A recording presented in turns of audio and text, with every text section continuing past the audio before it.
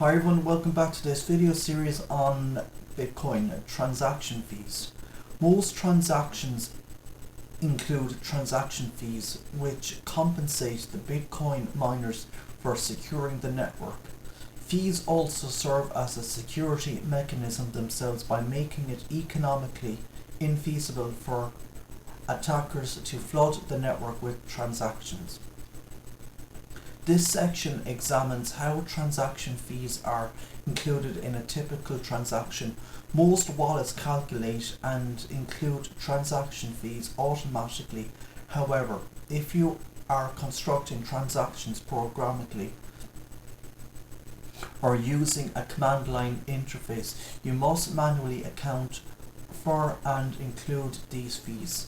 Transaction fees serve as an incentive to mine a transaction into the next block and also as a disincentive against abuse of the system by imposing a small cost on every transaction. Transaction fees are collected by the miner who mines the block that records the transaction on the blockchain. Transaction fees are calculated based on the size of the transaction in kilobytes, not the value of the transaction in Bitcoin. Overall, transaction fees are set based on market forces within the Bitcoin network. Miners prioritize transactions based on many different criteria, including fees, and might even process transaction for free under certain circumstances. Transaction fees affect the processing priority, meaning that a transaction with sufficient fees is likely to be included in the next block mined, whereas a transaction with insufficient or no fees might be delayed, processed on a best effort basis after a few blocks, or not processed at all. Transaction fees are not mandatory, and transaction without fees might be processed eventually. However, including transaction fees encourages priority processing over time. The way transaction fees are calculated and the effect they have on transaction prioritization has evolved. At first, transaction fees were fixed and constant across the network. Gradually, the fee structure relaxed and may be influenced by market forces based on network capacity and transaction volume. Since at least the beginning of 2016, capacity limits in Bitcoin have created competition between transactions, resulting in higher fees and effectively making free transactions a thing of the past. Zero fee or very low fee transactions rarely get mined and sometimes will not even be propagated across the network. In Bitcoin Core, free relay policies are set by the Mine Relay TX fee option. The current default Mine Relay TX fee is 0.00001 Bitcoin, or 100th of a millionth Bitcoin per kilobyte. Therefore, by default, transactions with a fee less than 0.0001 Bitcoin are treated as free and are only relayed if there is space in the MEM pool. Otherwise, they are dropped. Bitcoin nodes can override the default fee relay policy by adjusting the value of Mine Relay TX fee. Any Bitcoin service that creates transactions, including wallets, exchanges, retail applications, etc., must implement dynamic fees. Dynamic fees can be implemented through a third-party fee estimation service or with built-in fee estimation algorithm. If you're unaware, begin with a third-party service. As you gain experience, design and implement your own algorithm. If you wish to remove the third-party dependency, fee estimation algorithms calculate the appropriate fee based on capacity and fees offered by competing transactions. These algorithms range from simplistic average or mediation fee in the least block to sophisticated statistical analysis.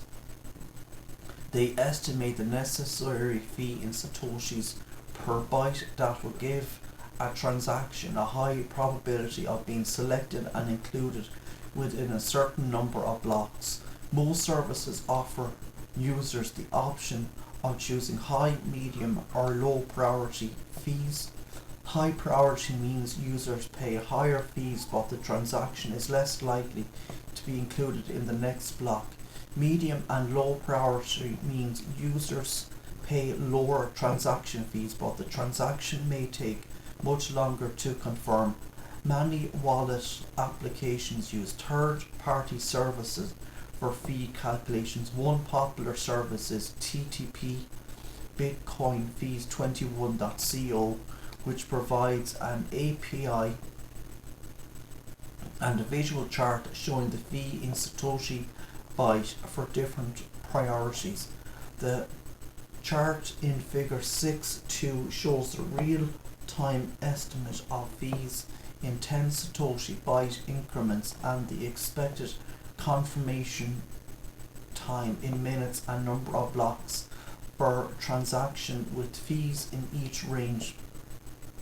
For each free range, e.g. 61, 70 Satoshi byte, two horizontal bars show the number of unconfirmed transactions 1405 and the total number of transactions in the past 24 hours 102975 with fees in the range. Based on the graph, the recommended high priority fee at the time was 80 Satoshi byte, a fee likely to result in the transaction being mined in the very next block, 0 block delay. For perspective, the median transaction size is 226 bytes, so the recommended fee for a transaction size would be 18.080 satoshis, 0.000018080 BTC. The fee estimation data can be retrieved via a simple HTTP REST API at https bitcoinfees.21.co. API v1 fees recommended, for example, on the command line and the curl command. The API returns a JSON object with the current fee estimated for fastest fee confirmation within 3 blocks, half hour free, and 6 blocks hour fee in 1 Satoshi per byte. Adding fees to transaction. The data structure of transactions does not have a field for fees. Instead, fees are implied as the difference between the sum of inputs and the sum of outputs. Any excess amount that remains after all outputs have been deducted from all inputs is the fee that is collected by the miners. Fee sum inputs minus sum outputs. This is a somewhat confusing element of transactions and an important point to understand, because if you're constructing your own transactions, you must ensure you do not inadvertently include a very large fee by underspending the inputs. That means that you must account for all inputs if necessary by creating change, or you will end up giving the miners a very big tip. For example, if you consume 20 Bitcoin UTXO to make a 1 Bitcoin payment, you must include a 19 Bitcoin change output back to your wallet. Otherwise, the 19 Bitcoin left over will be counted as a transaction fee and will be collected by the miner who mines your transaction in a block. although you will receive priority processing and make a miner very happy. This is probably not what you intended. Let's see how this works in practice by looking at Alice's coffee purchase again. Alice wants to spend 0.015 Bitcoin to pay for coffee. To ensure this transaction is processed properly, she will want to include a transaction fee, say 0.001. That will mean that the total cost of the transaction will be 0.016. Her wallet must therefore source a set of UTXO that adds up to 0.016 Bitcoin or more, and if necessary, create change. Let's say her wallet has a 0.2 Bitcoin UTXO available. It will therefore need to consume this UTXO, create one output to Bob's Cafe for 0.015 and a second output with a 0.184 Bitcoin in change back to her own wallet, leaving 0.001 Bitcoin unallocated as an implicit fee for the transaction. Now let's look at a different scenario. Eugenia, our children's charity director in the Philippines, has completed a fundraiser to purchase school books for children. She has received several thousand small donations from people all around the world, totaling 50 Bitcoin. So her wallet is full of very small payments, UTXO. Now she wants to purchase hundreds of school books from a local publisher, paying in Bitcoin. As Eugenia's wallet application tries to construct a single larger payment transaction, it must source from the available UTXO set, which is composed of many smaller amounts. That means that the resulting transaction will source from 100 small value UTXO inputs and only one output, paying the book publisher. A transaction with that many inputs will be larger than 1 kilobyte, perhaps a kilobyte or several kilobytes in size. As a result, it will require a much higher fee than the median size transaction. Eugenia's wallet application will calculate the appropriate fee by measuring the size of the transaction and multiplying that by per kilobyte fee. Many wallets will overpay fees for larger transactions to ensure the transaction is processed promptly.